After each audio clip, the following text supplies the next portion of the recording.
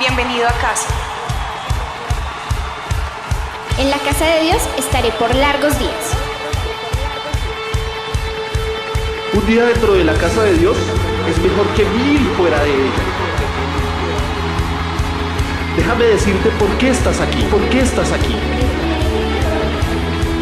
Estás aquí para hacer sal. Estás aquí para hacer sal y traer los maravillosos sabores de Dios a la tierra. Estás aquí para hacer luz. Estás aquí para hacer luz y mostrar los colores de Dios en el mundo. Dios no es un secreto. No es un secreto. Dios no es un secreto para ser guardado. Vamos a publicarlo. Vamos a publicarlo como una casa en la cima de una colina. La montaña de la casa de Dios será la más alta de todas. La iglesia siempre será mi casa. Mi casa Mi casa Mi casa, mi casa. es donde siempre quiero estar y estoy aquí para bien.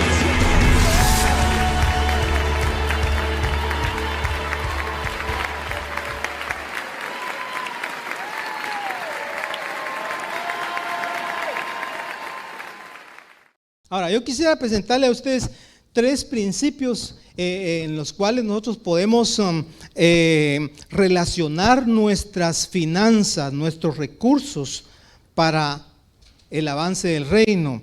Y es que el primero tiene que ver con la adoración.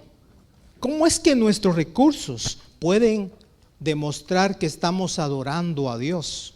¿Cómo es que nuestras finanzas pueden demostrar la forma en que adoramos a Dios? Porque uno cree que la adoración es solamente levantar las manos, ¿verdad? En medio de una canción solemne o movidita, ¿verdad? Pero la adoración en realidad no tiene exactamente que ver con el ritmo de la alabanza, sino es una actitud. Y la adoración incluye especialmente nuestros recursos. No se puede sacar de la Biblia. Está ahí desde Génesis hasta Apocalipsis.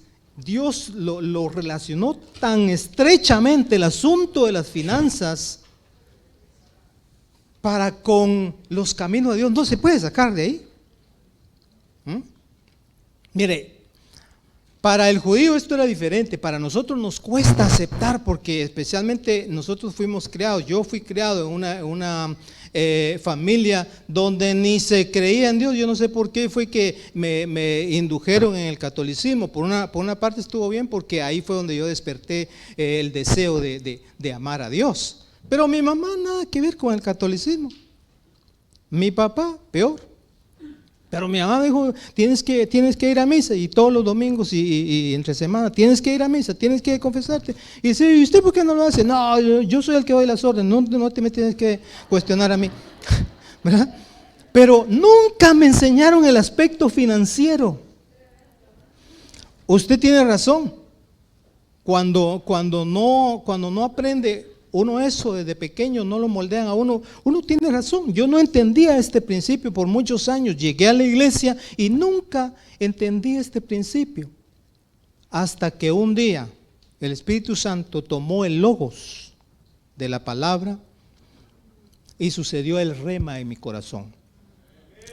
Porque dice que, gloria a Dios, dice que cuando se predica, lo que se escucha solamente es el 10%. Se olvida el 90%. Así que la predicación, un 90% se va a olvidar, ¿verdad? Pero, ¿qué pasa cuando nosotros Dios nos habla en medio de la predicación? Eso va a ser para toda la vida, hermano.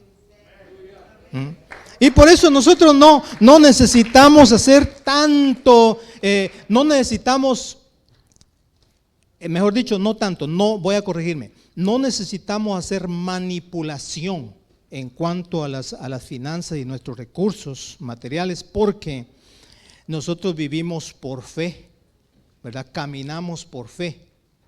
No necesitamos manipulación como en otros lugares donde se le insta a la gente a pactar con Dios, ¿verdad? Eso no es así, no trabaja así. Según los principios de la palabra del Señor, no son así, no funciona así. Pero yo quisiera que pensemos entonces cómo es que nuestras ofrendas, nuestros recursos, nuestras finanzas pueden demostrar la forma en que adoramos a Dios. En Génesis 4 aparece la historia de dos personas que trajeron sus recursos a Dios. Vamos a ver, nómbreme uno de los que aparecen ahí. Abel. ¿Y el otro quién fue? Caín. Bueno, dice que ahí hay dos personas con dos ofrendas. Dice que Caín era agricultor, ¿verdad? Y él trajo del fruto del campo y trajo para presentárselo a Dios.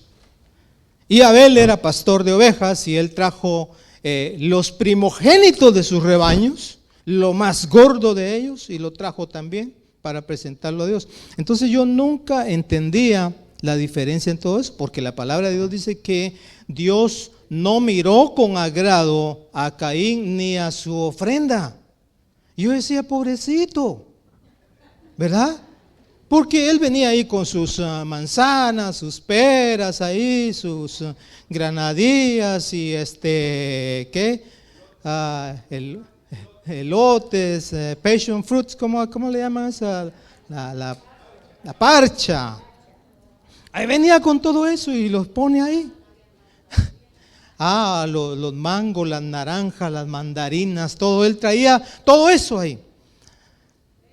Y dice, Dios no se agrada de Caín ni de su ofrenda.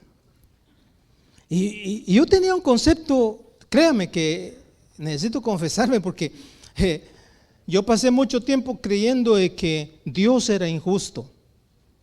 ¿Verdad? ¿Cómo es que no acepta si el tipo trae eso con todo su corazón? ¿Verdad?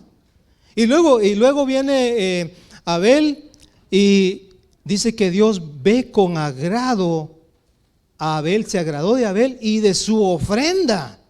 Pero si en la Biblia dice que Dios no hace excepción de personas, ¿cómo es posible? Y entonces yo me puse a analizar y con el tiempo, porque soy muy lento para aprender,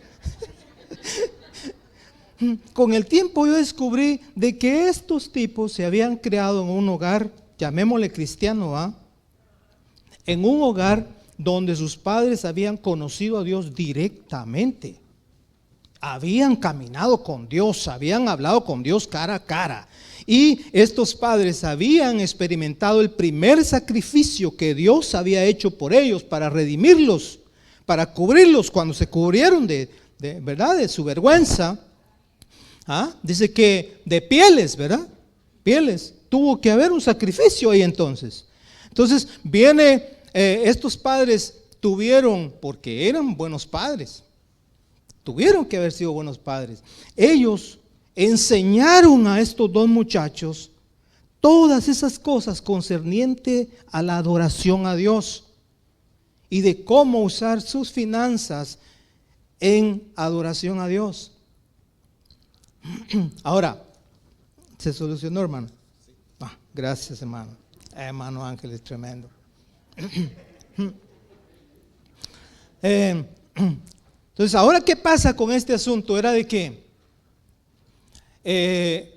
Abel estaba presentando un sacrificio que Dios le agradó porque no solamente porque apuntaba al sacrificio que un día se haría en la cruz, pero había traído todos esos recursos del campo y se los había presentado a Dios en el altar. Y se los había presentado a Dios en sacrificio, mostrándole la necesidad de perdón y restauración espiritual. Dios ve sobre el altar las frutitas, las naranjas, los bananos ahí de Caín y Dios no puede hacer nada. ¿Cómo va a descender fuego Dios sobre eso, sobre un montón de frutas ahí? No tenía nada que ver. Ahora, yo estaba pensando, entonces ellos, Caín no tenía excusas, ¿verdad? Él había sido enseñado, le había sido enseñado a él la forma correcta de adoración a Dios. Pero él quería imponer un sistema de adoración a su manera. ¿Y sabe qué pasa, hermano? Eso es lo que nosotros queremos hacer siempre. Queremos imponer nuestra manera, nuestro sistema de adoración. Bueno, el diezmo no, hablemos del diezmo, ¿verdad? Porque estamos en familia. El diezmo no es bíblico, eso fue para la ley y le buscamos 5 patas al gato, ¿ah? Y que eso no está en el Nuevo Testamento y que no sé qué, que no sé cuándo, ¿verdad? Aunque, claro, son puras excusas porque en el Nuevo Testamento es más que el diezmo, es todo nuestro ser integral, ¿verdad? Amén. Pero pensemos en que es la manera, humanamente hablando, en que pensamos siempre presentarle a Dios algo a nuestra manera, ¿verdad? Algo que debe ser como nosotros, no como lo establecido por Dios. Y ahí es donde nos perdemos la bendición de Dios. Porque usted y yo somos benditos. Somos benditos en el campo, benditos en la ciudad. ¿Ah? El problema es que muchas veces no se ve esto, porque en lo espiritual tenemos que hacer algunos arreglos. Amén. Hay principios entonces establecidos por Dios en su palabra.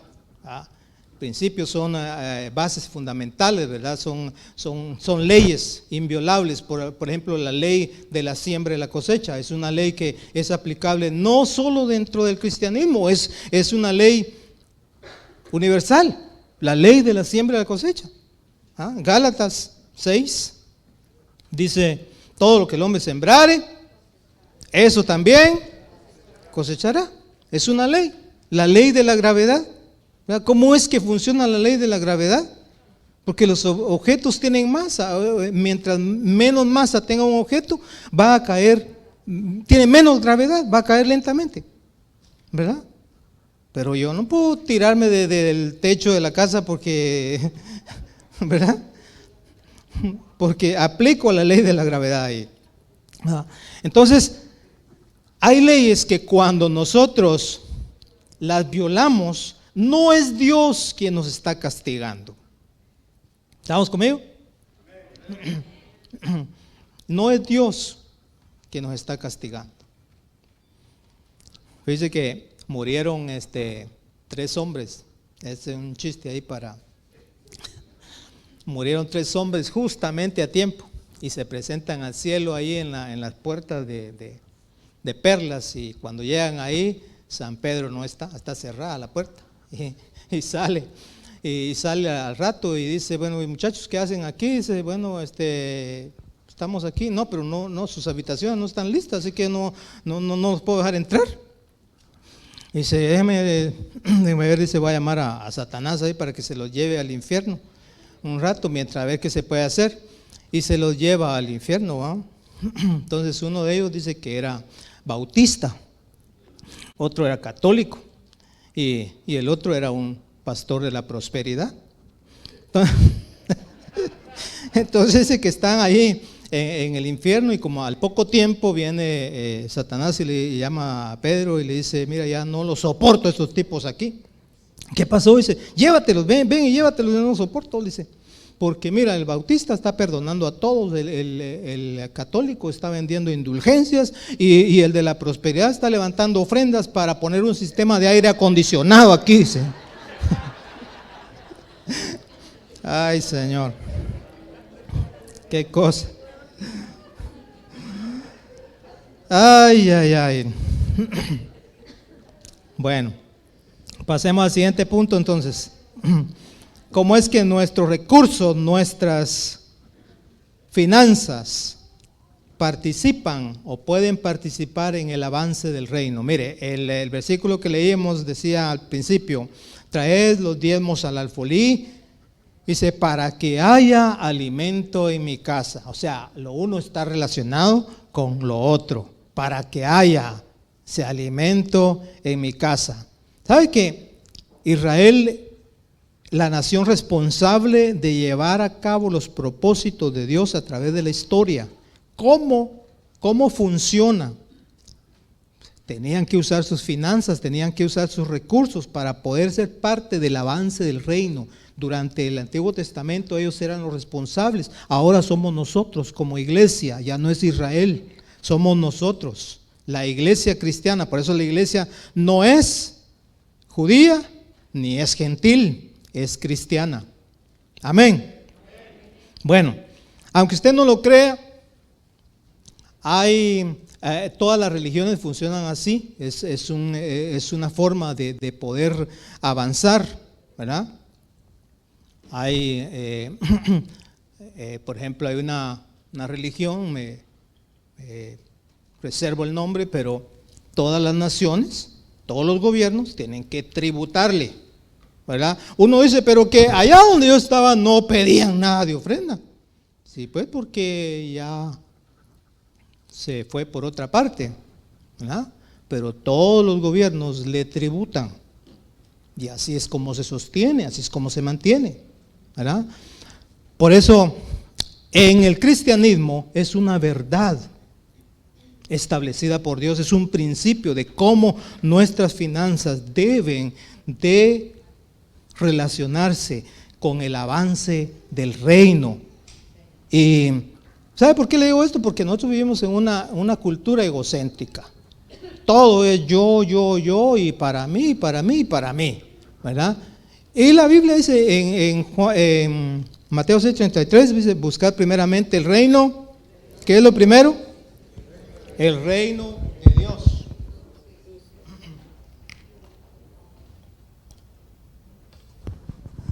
El reino de Dios. Dios es primero. ¿Sí o no? Usted no es primero, es Dios primero. Entonces, yo estaba leyendo un artículo donde el director ejecutivo de una compañía petrolera en Minnesota reunió a sus líderes para involucrar a la compañía en la plantación de 1,500 más, porque ya tienen 500 iglesias plantadas en el campo foráneo, o sea, fuera de Estados Unidos. Pero este hombre preocupado dice, ¿cómo hacer para levantar más fondos, ¿verdad? Para asignar más fondos, un alto porcentaje, para plantar 1,500 iglesias más de las que ya tenemos ahí. O sea, lo que le quiero mostrar es de que como hombres seculares, hombres no pastores, no líderes de la iglesia, hombres seculares allá afuera, están involucrando sus negocios en el área misionera, porque es una bendición. Además de ser un principio fundamental en la palabra del Señor, es una bendición para usted. Involucrarse en el reino de los cielos es una bendición. Amén. Bueno, entonces, tercero, es una oportunidad de invertir en el reino, es una oportunidad de inversión. Y yo lo veo así porque está establecido en la palabra de Dios. Dice, abriré las ventanas de los cielos y derramaré sobre vosotros bendición hasta que sobreabunde. A mí me llama la atención, fíjese, cuando Jesús le dice a Pedro,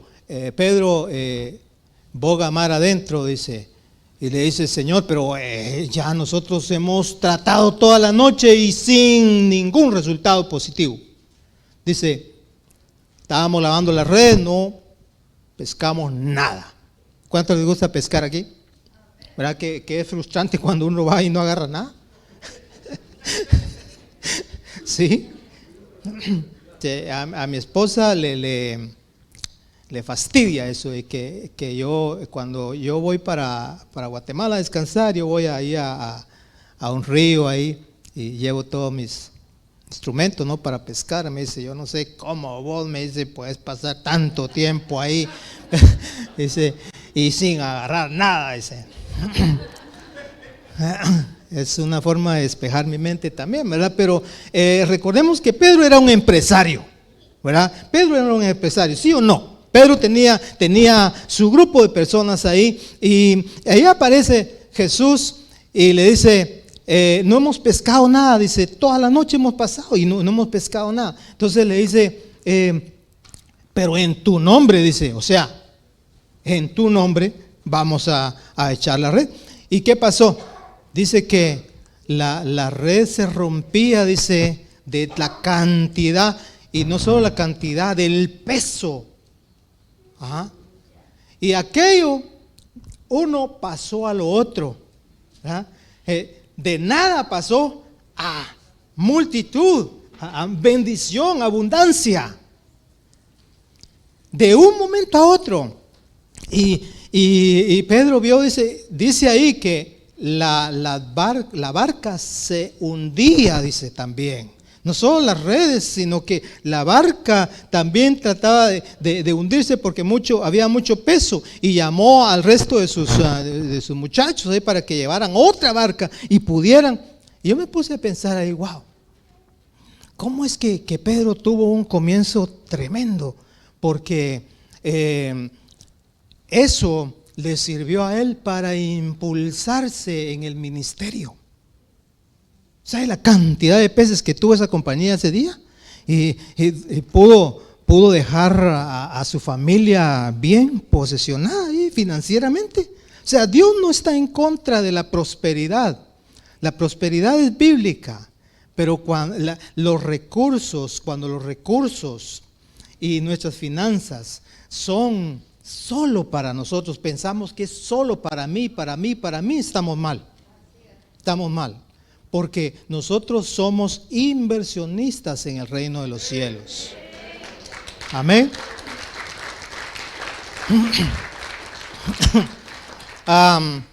Yo le preguntaba en el servicio de la mañana a los hermanos cuántos son dueños de casa, y levantaron algunos las manos ahí. En realidad no somos dueños de nada. Ajá. Solamente que ya hayamos dado el último mortgage, ¿verdad? Pero aún así, no somos dueños. Mientras esté pagando, el banco es el dueño de su casa. Ajá. Entonces, pero Dios es el dueño y Señor de todo. Mire lo que dice Romanos 11:35. ¿Quién le dio a él primero para que le fuese recompensado? Porque de él y por él y para él son todas las cosas. Salmo 24:1, de Jehová es la tierra y su plenitud, el mundo y los que en él habitan. 1 Corintios 10:26 dice, del Señor es la tierra y todo cuanto en ella hay. 1 Corintios 4:7, porque ¿quién te hace superior? Dice, ¿o qué tienes que no hayas recibido?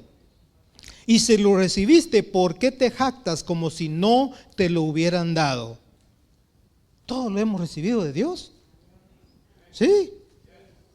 A veces nos creemos como que si nuestro intelecto, nuestra profesión, nuestra habilidad, nada de Dios. Mire, ¿qué dice ahí en 1 Corintios 6:19? Dice, ustedes no son dueños de sí mismos, dice en la Nueva Traducción Viviente. Imagínense, no somos dueños de nada. Aleluya. Pero gracias a Dios que estamos siendo partícipes del reino, ¿verdad? Nosotros solo somos administradores de la creación de Dios. Ahora, para terminar, no sé si tienen la última gráfica. No. Nuestras vidas van a mejorar. Mire qué tremendo, estaba pensando yo anoche ahí. Nuestras vidas van a mejorar cuando tomemos más en serio el usar nuestros recursos para el avance del reino como parte de nuestra adoración a Dios. El que siembra escasamente, también segará escasamente. Y el que siembra generosamente, generosamente también segará. ¿Te quieres ser bendecido más de lo que es? Aprenda a sembrar. ¿Ah? Mi esposa y yo, a lo mejor es malo para algunos que yo lo diga, pero lo estoy diciendo nada más en vía de ejemplo. No lo tome por mal. Pero mi esposa y yo descubrimos algo. Un día nos presentamos con los que sembraban la finca en Guatemala. Y le dijimos, ya de aquí en adelante ustedes no van a sembrar nada. Dice, no, pero ¿por qué, don Mario, que necesitamos esa tierra y que si quiere le pagamos adelantado hasta por 5 años? Y nosotros le dijimos, no, tenemos un nuevo proyecto, tenemos un nuevo plan. Y comenzamos a hacerlo nosotros, por nosotros mismos. No solo estamos bendiciendo a muchos empleados ahí, no muchos, pero algunos, sino que gran parte de las ganancias la hemos designado para el avance del reino. ¿Ah? Pero lo que yo les quiero decir es la bendición que se cosecha. ¿Verdad? Cuando usted pone algo y lo une, lo relaciona con el reino de Dios, usted va a experimentar la gracia, la bendición de Dios sobre su vida. Aleluya. Amén. ¿Sabe qué? ¿Pueden ponerse de pie?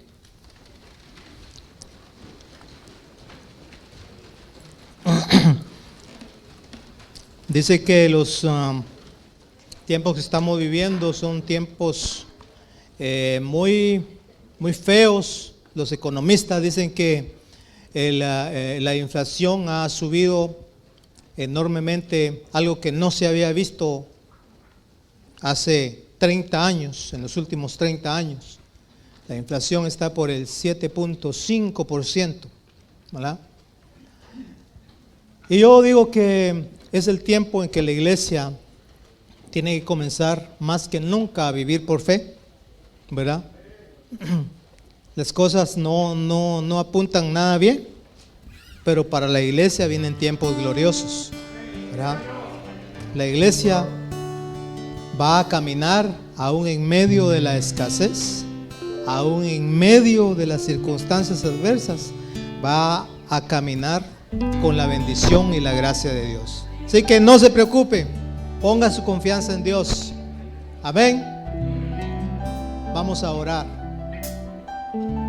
Y que sea el Espíritu Santo el que le revele esta verdad, este principio en su corazón. Que no se sienta forzado humanamente hablando, sino que sea el Espíritu de Dios. Pídale al Señor revelación de su palabra. Padre, te damos gracias, Señor, por tu bendita palabra, Señor. Gracias, Señor, porque solo tú puedes fructificarla, Señor, dentro de nuestro corazón.